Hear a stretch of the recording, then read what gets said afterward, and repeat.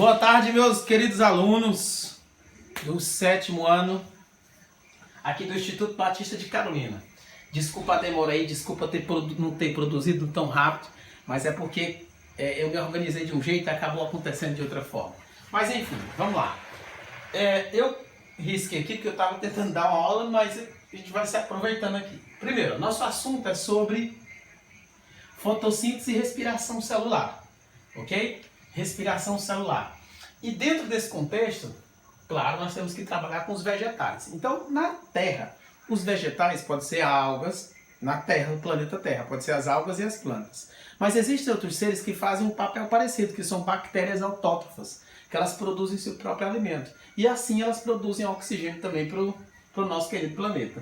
Um detalhe, pessoas, como que a planta faz esse processo todo de produzir oxigênio, de sobreviver? Como que é o mecanismo? É assim que nós vamos ter que entender, tá bom? Então vamos lá. Primeiro tópico, nós sabemos que tem a raiz, o caule e aqui a região dos frutos, que a gente chama de copa, né? Primeiro, olha, tu tem que puxar para esses 4 tópicos aqui principais, tu não vai esquecer, né? Eu risquei aqui, mas está valendo. Ó, absorção. Absorção, os mecanismos de absorção, mecanismo de condução, fotossíntese e respiração. Os 4 você tem que saber como que acontece. Vamos falar de cada um. Primeiro, absorção. Para a planta absorver nutrientes, ela vai precisar disso aqui.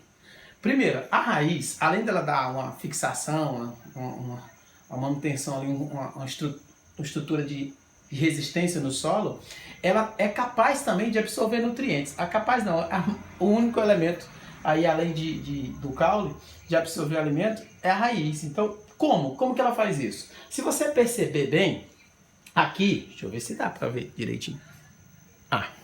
Se você perceber bem, aqui tem regiões de zonas mais finas, parecendo pelos, ok? Pelos. E através desses pelos, que se a água encostar, a água junto com os minerais encostarem, ele absorve, ela suga, ok? Então, a absorção, o foco dela é absorver água e sais minerais, ok? Entendido? Água e sais minerais. Por onde? Pelos pelos absorventes. E depois que os pelos absorventes sugam a água, por onde que ele vai? Ele vai por um tubo. Eu cortei isso aqui de uma planta, certo? Eu cortei aqui, mas ela estava morta, tá bom? E você percebe aqui que tem um buraco, tá vendo? Tem um buraco? Pois é, esse buraco aqui chama-se região do xilema. E essa lateral aqui é a região do floema. Xilema passa substâncias que a planta retira do solo, certo? Isso é a seiva bruta. Então é por aqui que o nutriente vai subindo. É por aqui. Até chegar na folha. E lá na folha ele vai ser elaborado. Aí chama-se seiva elaborada. Então, primeiro, pelos absorventes vai subindo. Depois dos pelos absorventes, né? Depois dos pelos absorventes, aí o nutriente vai subindo. Até chegar na folha. Ok? Um detalhe. Como é que uma planta de 100 metros consegue sugar a água? Como é que a água vai chegar até lá na copa, até na folha? Qual é o processo? É chamado-se difusão. Eu fiz até um experimento aqui simples, ó. Eu coloquei álcool, que é mais leve que a água, e coloquei aqui um papel higiênico. Se quiser fazer esse experimento em casa também pode, tá? Só para simplificar, para você entender o que está acontecendo aqui.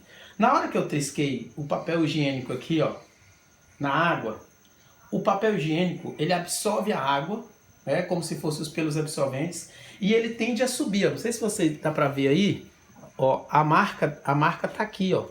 Ou seja, o álcool já está subindo, daqui a pouco ele vai subir, vai tomar de conta desse papel todinho.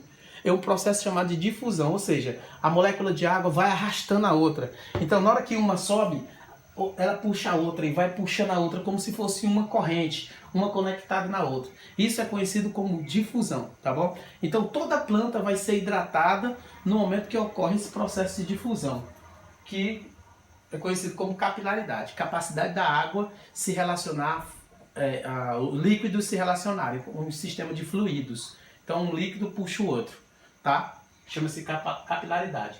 Mas na planta o nome disso é difusão, tá? Uma célula, uma molécula vai arrastando a outra. Um outro detalhe é sobre condução. Então, como que ocorre o processo da condução? Primeiro, já falei para vocês, a condução acontece pelo xilema, tá bom? Se conduz pelo xilema. Depois que chega lá na folha, que ocorre o processo da fotossíntese, ele volta. Só que ele volta agora não pelo xilema, ele volta pelo floema, tá bom? Depois no livro de vocês acho que vai especificar melhor. Mas eu não vi em relação a isso. Mas xilema é lateral, ou no centro. Floema é na lateral. Capilaridade, que é o processo que eu mostrei para vocês aqui em relação à capacidade de um líquido conduzir o outro e arrastar o outro. Por isso que uma plantinha de 100 metros, ela consegue puxar a água até chegar lá. E transpiração. Como que ocorre esse processo aqui de transpiração? Então, ó, essa aqui, ela tá fraquinha. Essa aqui é uma folha de abóbora. Então ela fica assim. Quando a luz solar está batendo aqui nessa região, o que é que está acontecendo? Ela transpira. No momento que ela transpira, ela perde líquido. Então imagine, não tem aquela correntinha que eu falei para você que vinha subindo? Então no momento que ela perdeu uma molécula aqui, a correntinha deu espaço para outra, e a outra subiu e puxou mais uma lá do chão. E assim vai. Então, aonde que acontece o fenômeno todo aqui? Primeiro, gente, olha, aqui já é a folha, aqui é onde ocorre a fotossíntese, o processo todinho, luz batendo aqui, absorção de carbono e sais minerais e até produzir os elementos de glicose. Aqui embaixo é onde tem as estruturas que fazem o processo de transpiração, conhecido como estômatos, tá? É estômatos, não é estômago, é estômatos. Então, nos estômatos ocorre o processo aí de transpiração. Olha, eu tirei até uma foto aqui. Cadê mesmo a foto? Deixa eu pegar aqui.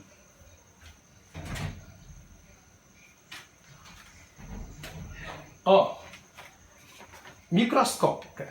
Então, aqui são esses buraquinhos aqui que ficam debaixo da folha. Lembrando, fica embaixo, tá? Elas ficam aqui embaixo e não em cima.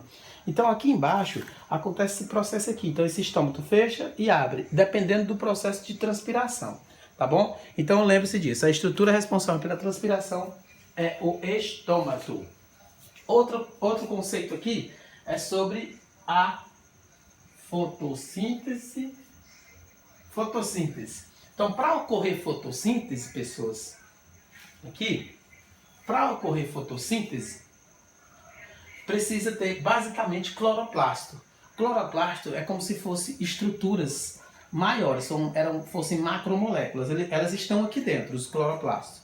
E dentro dos cloroplastos fica a clorofila. Clorofila é o pigmento que dá cor verde aos vegetais.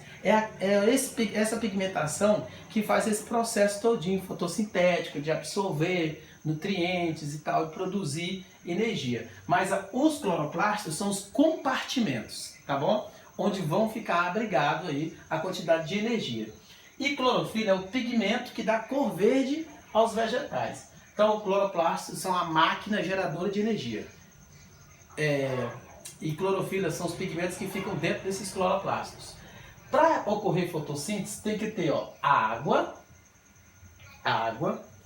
dióxido de carbono ou carbono mesmo, e energia. Que energia é essa? Do sol, luz solar. Então, quando a luz solar bate nela aqui, que ela perde gás, oxigênio, aquilo que sobrou, né? Olha só, em química, fica assim, ó.